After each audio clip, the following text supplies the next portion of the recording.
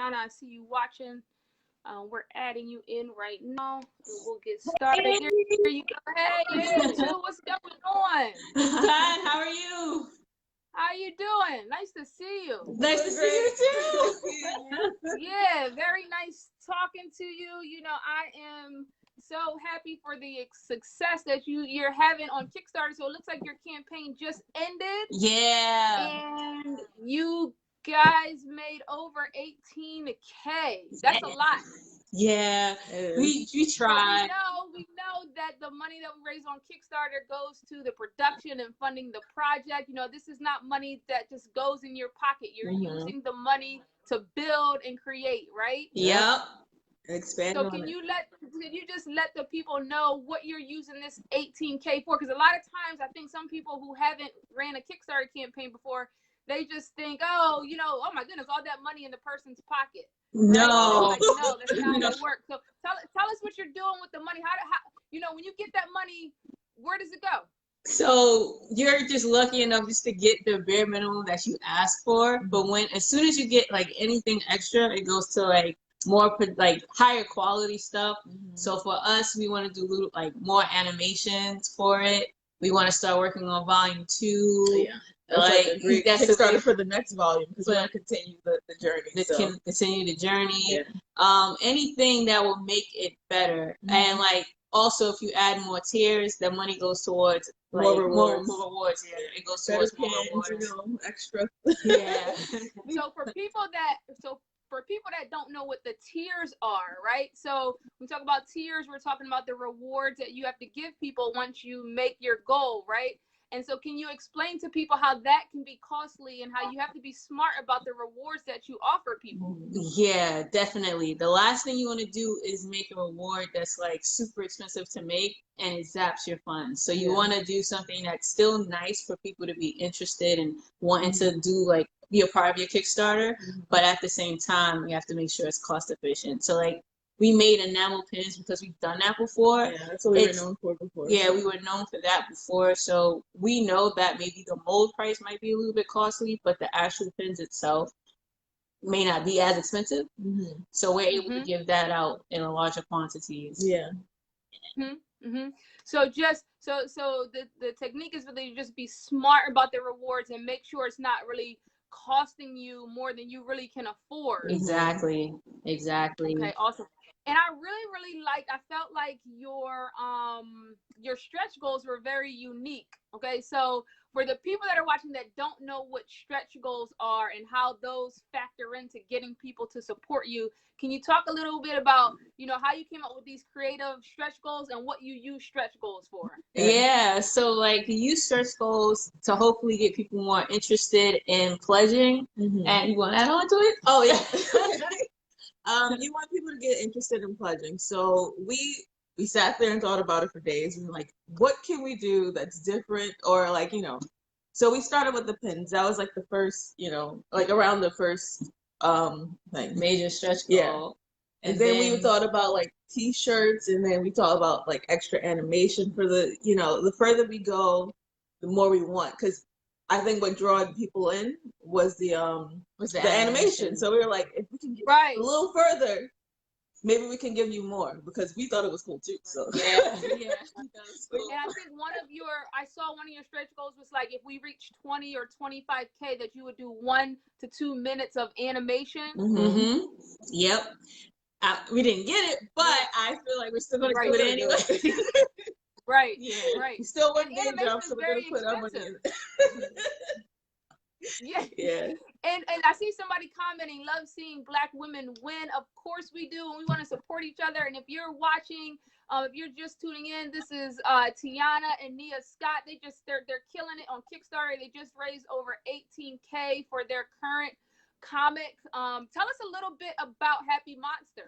Okay, well, Happy Monstah is birthed between like both of us. We're sisters, and the main characters are also sisters, and we also like really love manga and anime. So it's a lot of times we don't really see ourselves in that medium, or if we do see ourselves, we kind of like, it's gotten better now, but I'm thinking about like DBZ days, and I was like, yo, what's up with that? Yeah. So like we're trying our best to make sure that we're showing that medium very beautifully.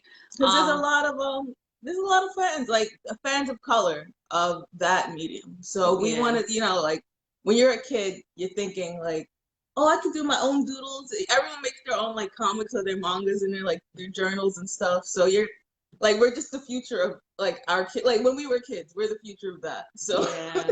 And basically, like, the story is just these two sisters that are forced to become heroes. They don't want to be. Like, no character in here wants to be a hero. It's kind of like they're forced to be because of the situations that they're going through. So one of the sisters, like, she changes into something that no one really understands. And they're on their way to, like, figure out why is she changing? Can we, like, help her get back to normal so we can have a regular life? Because that's all they want. So yeah, and then they meet other girls along the way that are also in a situation where they're like, okay, I have to change because I need to save my family, and then now they're like saving everyone else. Forces them to mature. It forces them to mature, especially because they're young. So yeah, and we try to want to hit like some situations that are happening now in our communities too by telling these stories. Right, beautiful. I love it. Somebody said, "I'm here for this." Yay! Great. If you have any questions, yes, we're getting the ins and outs on how we can raise 18K on Kickstarter in the same way that Tiana and Nia have, and we're gonna get into the specific strategies and techniques you guys use. So the previous guest, they talked about having a built-in following already, right? Working on having a following already, maybe having a mailing list. I did have one guest that said she had like a social media manager or a crowdfund manager. Some people don't have that. Some people do. It depends on your technical abilities and how much time you have. And we also learned that people, use their social media, and they also do interviews to get the word out. So can you tell us, for a lot of people, 18K on Kickstarter is a lot of money. They want to know, like, how can they do it? So can you give us maybe your top 3 techniques for, how, maybe somebody that hasn't ran a Kickstarter before, but maybe they already have a built-in fan base. What are some things that they can do to raise that kind of money on Kickstarter? Okay, well, I'll definitely tell you what we didn't do, what we should have did. Good. And it will tell you exactly what we did. So the first thing I would say is start like getting people interested. Some people say like maybe a week or 2. I found out maybe trying to do that a month or 2 beforehand, and then I looked at like Todd McFarlane's Kickstarter page, and he started advertising like 2 months prior, I feel like. And there's a thing, like once your Kickstarter gets accepted, right, there's a thing where you can follow this project or save this project, and then you'll get notified once it goes live. Try to get as many people to follow your project before you go live. Okay. That way, as soon as you go live and the money starts going in, like besides the fact for the first 2 days you're on Kickstarter, it's like a new project, and everyone's like they're putting people towards, like they're tunneling, whatever the word is, like they're funneling people towards your page anyway. But if they start seeing that people are like actually donating really fast, I think it does something to maybe the algorithms. So it's like we're pushed to the top. Yeah, you're pushed to the top. So make sure that you have as many people following as possible. One of the things that we did was to like make sure that your trailer is really good. We knew, because our following is not the biggest, but we do have like our following is like our family. We have a really good relationship with them. But making sure that the trailer is really good will help, because people are interested. It kind of like makes them step back for a second. I do know that retention, like people with retention, is like really short, so you kind of want to get them like the first 10 seconds. It feels like, wow, that's kind of short, but like the first 10 seconds you gotta try to like grab their interest. And once you do that, like what else? Yeah, that helps. Another thing too is advertising is very important. Try to come up with a plan before you do your Kickstarter. That's one thing I would. Now, this is the point that I feel like is very important, because a lot of us creatives, we're so focused on creating, right? Our creative side, we're creating the project. We don't take the time to think about the business side, right? Because marketing and advertisement is really the business side. And I think a lot of us don't think about that side until like we're about to launch. And it's like, oh, wait, you know, once we post all of our social media followers, you're like, okay, now what? But what you're saying is have a plan ahead of time so you know the steps to take once you launch. Yep. And when I was in college, my professor said that.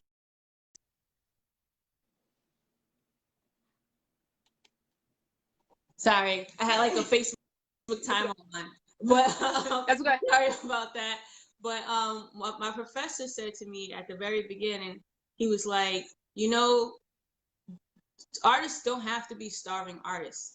The problem is we don't know the business side of it. And he urged us to take at least two business classes. So it's the truth. It's the truth. So what we did was we made sure that we started coming up with plans of marketing. We have a trailer, but what's good? What does a good trailer do if there's nobody looking at it? Right? So we were like, okay, we got to advertise. So where should we advertise? I know Facebook and Instagram, they're wilding right now with their algorithms, but Facebook and Instagram is definitely a good one. I found out that you could advertise on Reddit. That's one that no one thinks about. And we kind of thought about it later on in the game, but like Reddit. So can you tell us a little bit more about how you use Reddit? Because this is something that we haven't heard yet. And so I'm a little familiar with Reddit. You know, you can post anonymously, you can ask questions and that kind of thing. But how did you use Reddit to kind of get the word out? Yeah, so you could either go to like subreddits and talk to people. Well, a lot of subreddits don't want you to post like advertising in their stuff. So you get that. But then there's a way that you can advertise to that Reddit as well. And it'll come up as an ad, but you can advertise to that specific Reddit, like that specific group of people, because you don't want to advertise to everyone, and it's like it's a waste of money. Yeah. So with Reddit, that one's a good one. YouTube, we advertise on YouTube. That got a lot of eyes really fast. Like our trailer was good, and we were able to get like maybe 10,000 eyes on it within like the first 2 days. That's a lot. Now, so a lot of people are going to hear that and say, well, I have a trailer on YouTube and I only have 100 views. So did you have a pre-built-in audience for YouTube, or how did you get the YouTube video out there to get that many views? So we put it out there and then we just did a little advertising for it. And I think maybe $10 or $12 got us that many views. So you could do advertisement. Yeah, you could do advertisement as in-stream advertising where like someone's watching it, or you can do it where it's like a little button thingy at the bottom and you can click on that picture. Yeah. So it's YouTube. So these are paid advertisements that are maybe we're not saying like spend $1,000 on an ad. We're saying exactly like $12, something light that people can use to just get the word out there and get the views. Yeah, exactly. Such valuable information. Yeah. YouTube was another one. I do not understand TikTok, but apparently TikTok is another one.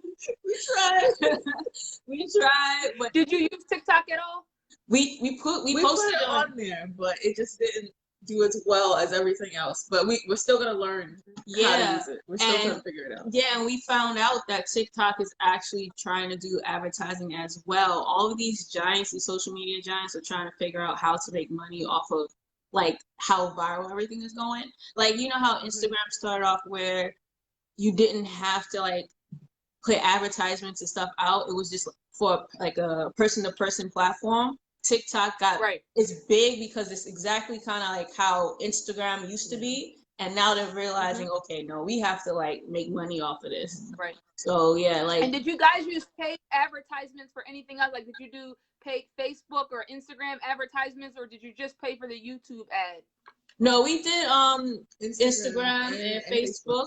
We did Instagram and Facebook. And again, it doesn't cost that much, but knowing your audience and how to target it the right way is important. So like looking on YouTube and trying to figure out how to like do advertising, like advertisements on YouTube, like on Facebook and everything like that is easy.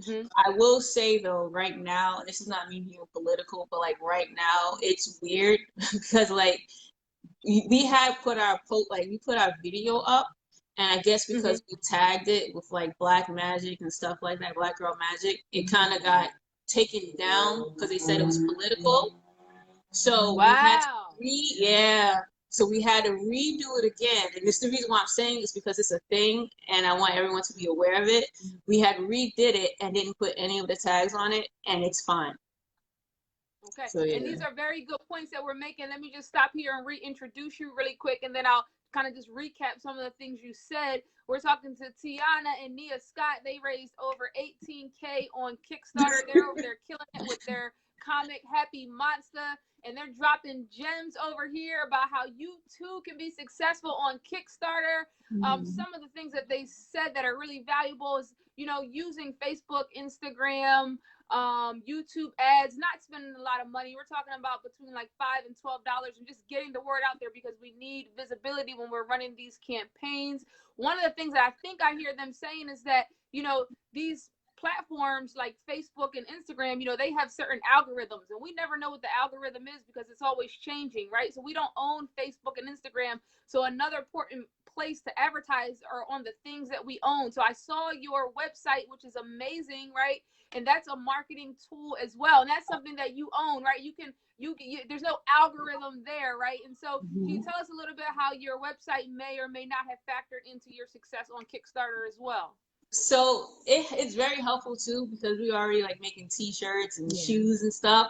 But just like someone else said, I think Greg said it, like we had an email list from people that were customers, and we were able to utilize that as well. Because prior to the Happy Monstah Kickstarter, we had like a t-shirt shop and like a like pin shop. So we had it for like 3 years. For a year we took a break. For like 2 years we took a break. I mean, for a while, but before that we did conventions, we did Afro punk, we did stuff like that. So I think a lot of friends that we did make, although it wasn't like we don't have like a billion followers, we still created like a family. So we had face-to-face interactions with a lot of people, and they remembered us. So, you know, like even on the street sometimes, like I went skating and someone was like, "Oh, you did Happy Monstah, right? Like you were at Afro Punk. So I remember you at Afro Punk." And I was like, yeah. I was shopping. That was years ago. Yeah, I was shopping at the mall, and someone said the same thing too. They was like, "You're Happy Monstah." And I was like, "What?" Like, we haven't touched that in a while, but they remembered because the interaction. We just had really good interaction. So just like with your fan base, I don't really see it as a fan base, it's more of a family. Like you just be as interactive as possible, and you know, have fun with it. Like these are your people. Yeah. So this mailing list came up a couple of times, and sometimes I think when people think about a mailing list, they're thinking that you have like 5,000, you know, people on your mailing list. But Greg reminded us that no, you know, it's a couple hundred people on the mailing list that we know support and love our work, that we're letting them know that this Kickstarter campaign is coming. Hey, come and support me. So can you talk about, you know, how you got people onto your mailing list in the first place? And in between, like your Kickstarter campaigns, are you giving them offers? Are you communicating with them? Are you talking to them along the way? Or do you just reach out to them, you know, once the Kickstarter campaign launches? Because I think a lot of people, they think about mailing lists, and some of them are scared about the mailing list because they're like, I don't have anything to say to them. Like, I have a mailing list, but like, you know, so can you talk to us a little bit about that? You would be surprised. People just want to know what you're doing, and they actually care and love, like they love you. So I would say, like, it's weird, but like they really do love you and they want to know what you're doing. So maybe sing out, like, because I don't like blasting people. Yeah, we don't like doing that. Like, should we, like, how often should we do it? But like, you don't want to blast. So maybe twice, like me, or 3 times. So at the beginning, in the middle, kind of give an update. You can give incentives. I've seen a lot of people on Kickstarter do that as well. And then at the end, like, oh, thank you, or whatever, or like, we're getting close to the end. But like for some incentives, people, they do it where like they'll give out a t-shirt, refer a friend. That's one that we've seen. And then there are actual links with certain companies you can work with where it's a referral system. Like, you know how like you shop like Macy's or something like that, or you refer a friend and you get like 10% off or something. They are doing that now for Kickstarter. So like for some places, they have it where it's like a referral system, and if you refer like 3 friends, you'll get like a free t-shirt on top of your reward. So we're giving incentives now. So Uh-oh. Oh no, what happened? I'm sorry, you broke up a little bit. Oh no. You'll come back. You'll come back. You'll come back. Okay. Let's give it a couple minutes. You'll come back. Can you hear me? Yeah, I hear you. So we're gonna wrap up here in a minute. We're gonna wrap it up in a minute. Please let the people know where they can find you and support you. All right. You can find us on Instagram at happy_monstah, MONSTAH. And then you can also find us on our website at happymonstah.com. Mm-hmm. And we have a YouTube. Thank you so yeah, we have a YouTube too. And we are going YouTube? Yeah. I used it for gaming and we changed it. So it's Happy Monstah. Happy Monstah on YouTube too. So you got the branding going on, Happy Monstah on the social medias. For those of you that want to get some free Kickstarter crowdfunding advice, maybe get some creator and comic promo of this video, and please go and support Tiana and Nia. This has been an amazing conversation. Look forward to supporting you guys. Thank you so much. Thank you. Thank you. Thank you.